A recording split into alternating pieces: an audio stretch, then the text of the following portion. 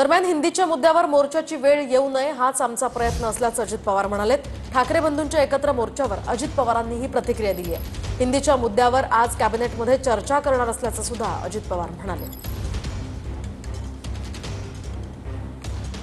मी कुणाला विरोध करा आमचा काय संबंध आहे रे? तुम्ही कुणी पण दोघांनी एकत्र यावं हा त्यांचा अंतर्गत प्रश्न आहे। ह्याच्यात आपण लोकांनी नाक खुपसायचं काय कारण आहे? काहीच कारण नाही ना। आपणही त्यांना म्हणलं नव्हतं की तुम्ही वेगवेगळे व्हा, आणि आपण कुणी त्यांनी काय करावं ते त्यांचे पक्षाचे प्रमुख आहेत, ते माहिती नाही। अरे बाबा, त्या संदर्भामध्ये आम्ही स्वतः मोर्चाची वेळच येऊ नये असे आमचा प्रयत्न आहे। त्या संदर्भामध्ये मी सातत्याने माझी भूमिका मांडली। आज पण आम्ही त्याच्याबद्दल, आज आमची कॅबिनेट असते, आज प्रेस असते, आज चहापानाचा कार्यक्रम असतो, दुपारी मी कुठल्याही परिस्थितीमध्ये मुंबईला पोहोचायचा प्रयत्न करणार आहे, त्यावेळेस पण आम्ही चर्चा करू। मी पण सांगितलेलं आहे किंवा माझंही मत त्याच्यामध्ये असं आहे की पहिलीपासून इंग्रजी आणि मराठी, जे इंग्रजी शाळेत शिकतात त्यांनी इंग्रजी मराठी त्याचं शिक्षण घ्यावं, 5वी पासून हिंदी सुरू करावं। अर्थात आता त्याच्याबद्दलची चर्चा होईल।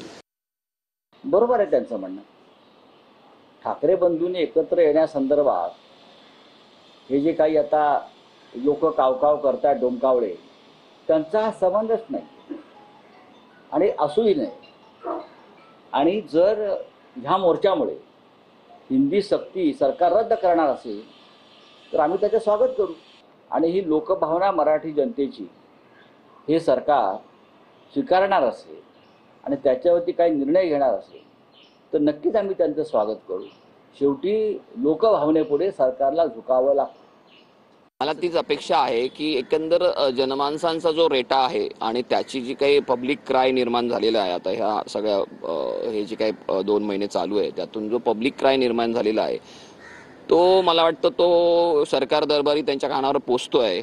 आणि मलाही तोच फील येतोय की अधिवेशनामध्ये, म्हणजे सोमवारपासून जे अधिवेशन चालू होईल आणि त्यात सुद्धा हा विषय खूप गदारोळाने समोर येईल।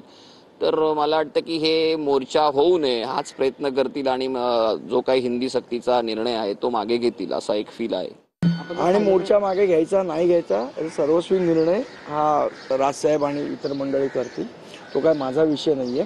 पण याच्या आधी सुद्धा सरकारने फसवलेलं आहे। एक त्यांनी सांगितलं की सक्ती आम्ही मागे घेतोय आणि GR काढताना वेगळा GR काढला, त्यामुळे जोपर्यंत खरा GR येत नाही तोपर्यंत त्याच्यावर भाष्य करणं योग्य ठरणार नाही। तुमचं जर प्रेम आहे तर मग ही आडमार्गाने सक्ती कशाला? बघा, NEP मध्ये स्पष्टपणे म्हटलेलं आहे की 3 भाषाचं धोरण लागू करावं की न करावं हा प्रत्येक राज्याचा विषय आहे। मग आमच्याच राज्याला का एवढी इच्छा है कि ही सक्ती अपन लागू करावी म्हणून, हा महत्वाचा। चलो, कम से कम अजीत दादा जी ने ये तो मान्य किया कि जो मुद्दा हम मान रहे थे वो सही है, क्योंकि कल 2 दिनों से तो सरकार के लोग यही कह रहे थे कि ऐसा निर्णय ही नहीं है, ऐसी सक्ती ही नहीं है। आप GR में देखेंगे तो अनिवार्य ये शब्द वापरा गया है, इसका मतलब ही ऐसा है कि ये कंपलसरी। और आज अगर वो ये बात करते तो उसका निश्चित तौर के ऊपर स्वागत है, लेकिन GR रद्द होना चाहिए ऐसी हमारी अपेक्षा, मांगनी है।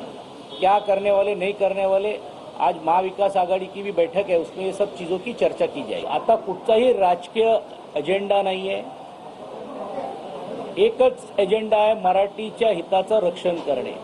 त्यासाठी उद्या समजा सरकारने GR मागे घेतलं, मोर्चा काढायचे की नाही काढायचे दोन्ही प्रमुख नेते ठरवतीलच। ज्या मराठी माणसांनी महाराष्ट्राच्या संयुक्त लढामध्ये आणि ज्या गिरणी कामगारांनी या मुंबई वाचवण्यासाठी मोठं योगदान दिलं, बलिदान दिलं, त्यांच्या आज घराच्या प्रश्नावरती कदाचित तेही तिकडे एका व्यासपीठावरती तुम्हाला दिसतील।